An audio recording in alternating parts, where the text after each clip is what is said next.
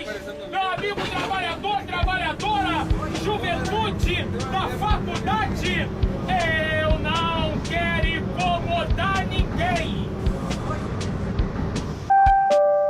Próxima estação, Incubadora de Sonhos.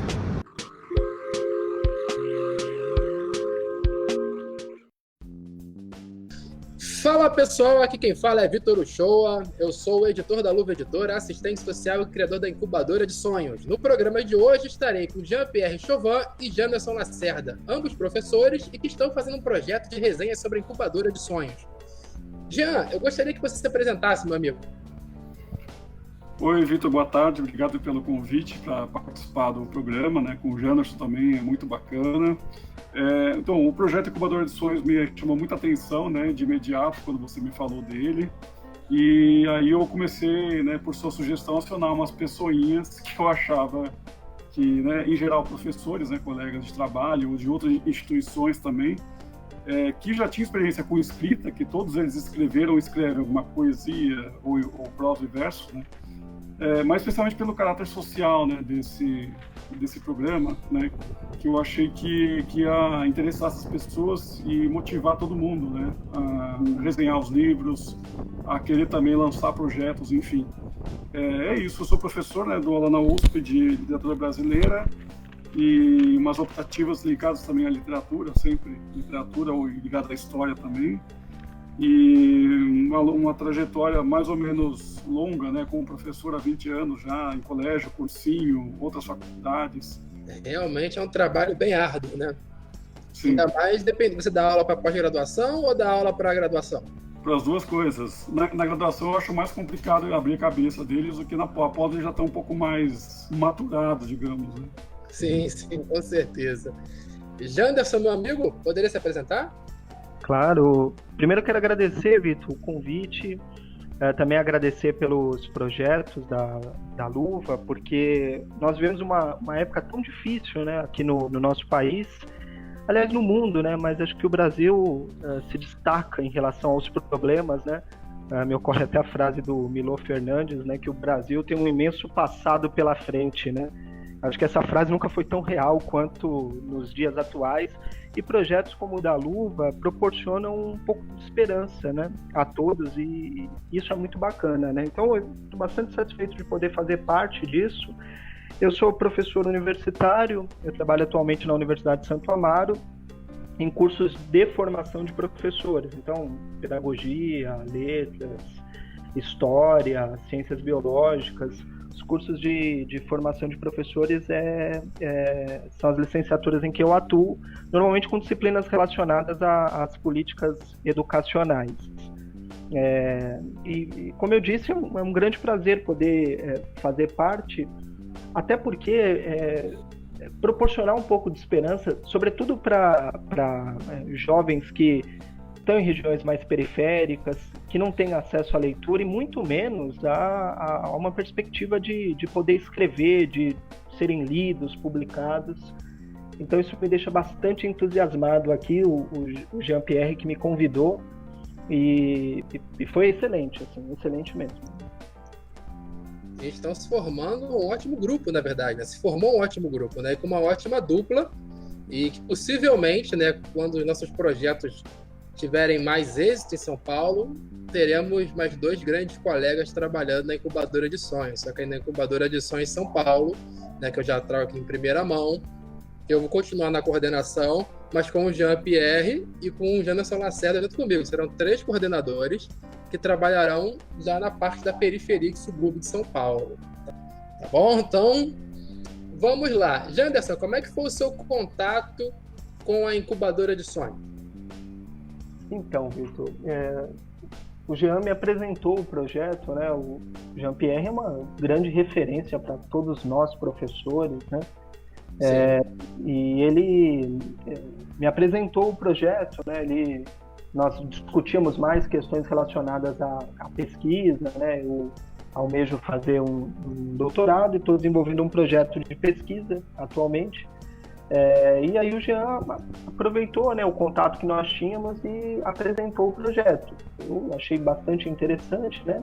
Como até falei aqui na minha apresentação breve, E eu já comecei a participar, né? Ele me inseriu num grupo que vocês têm aí de WhatsApp e resenhei o livro, Mildezas, que foi escrito pelo Gabriel. Gabriel Cardoso? Isso, Gabriel Cardoso.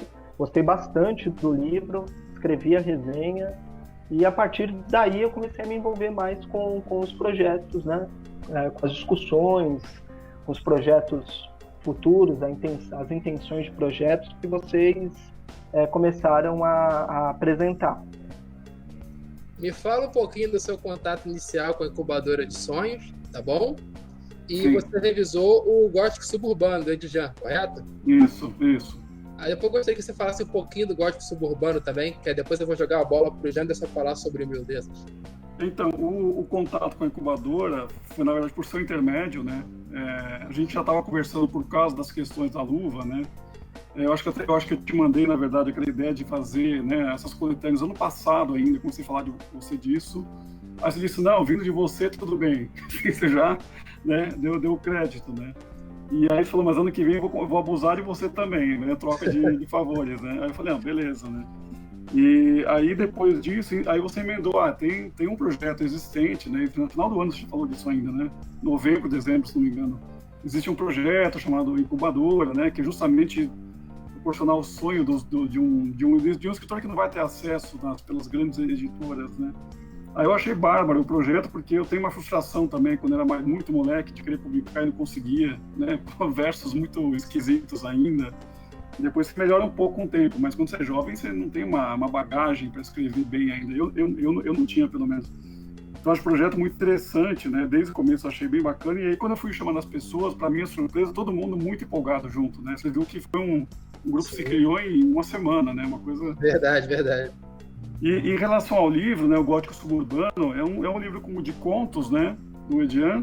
E tem alguns contos que eu gostei bastante lá, assim, eu li todo o livro, mas alguns contos eu achei realmente bons, muito bons, assim, ainda mais pensando que é um escritor, né, que não está circulando nesses holofotes da grande mídia, é um sujeito que ambienta as histórias em cenários muito comuns aos bairros periféricos, né, ele não vai colocar a ação em Copacabana, por exemplo, né, ou mesmo em praias mais frequentadas, quando antes a gente não tinha pandemia, né?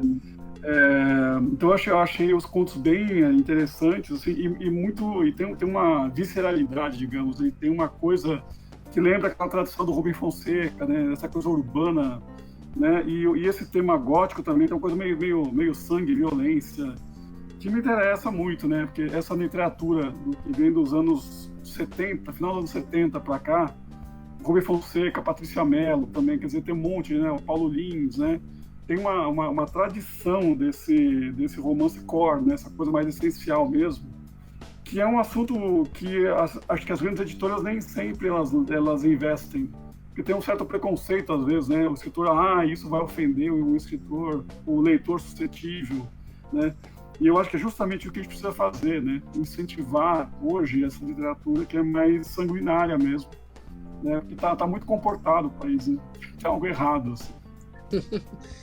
Que o Edjan, né, eu gosto muito do trabalho dele, porque o maior punch dele, que seria, na minha opinião, né, é na questão da crítica social mesmo, né? Uhum. Eu nem acho o Edjan tão violento, mas é porque eu escrevo de uma forma extremamente violenta. Se você começar a ver o Bela Máfia, você vai torcer, vai cair sangue no chão, entendeu? Mas então, para mim, o Edjan é até suave nesse ponto, mas... Uhum. A porrada dele, né, é que quando você tem um pouco de empatia, você entende a vida daquelas pessoas. Uhum. Você entende o porquê de algumas daquelas situações. E ele não faz nada panfletário, eu também não tenho muito problema em relação a isso, mas ele não faz, né, é algo muito sutil, mas a pessoa que tem aquele mínimo de empatia toma aquela porrada.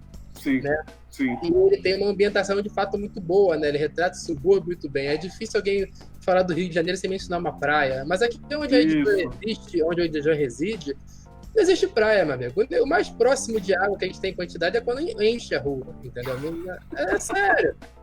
Entendeu? Então não tem esse Rio de Janeiro, sabe? Esse Rio de Janeiro aí é do Manuel Carlos, cara. Também não tem problema nenhum, mas que fique naquele formato lá dele. Né? Inclusive, quando alugaram a casa na Flip, né, que a gente fez parte, né, na Feira de Paraty, né, a proprietária da casa falou: olha só que casa, parece uma coisa do Manuel Carlos. Todo mundo olhando, igual um bobo, sabe, olhando. Ver como é que é pobre mesmo, né? Olhando pra casa que a gente tava. Isso foi muito engraçado. Mas... Oi, diga, Jonas. Não, eu só queria fazer um comentário, porque as pessoas ficam horrorizadas nessa questão da violência e tudo mais, mas a violência é uma linguagem. Aí dá até pra gente pensar aqui, eu tô lembrando aqui de uma socióloga, a Maria Helena da Glória Gon, que foi professora da Unicamp, ela tem uma série de livros que discutem essa perspectiva, que a violência é uma linguagem.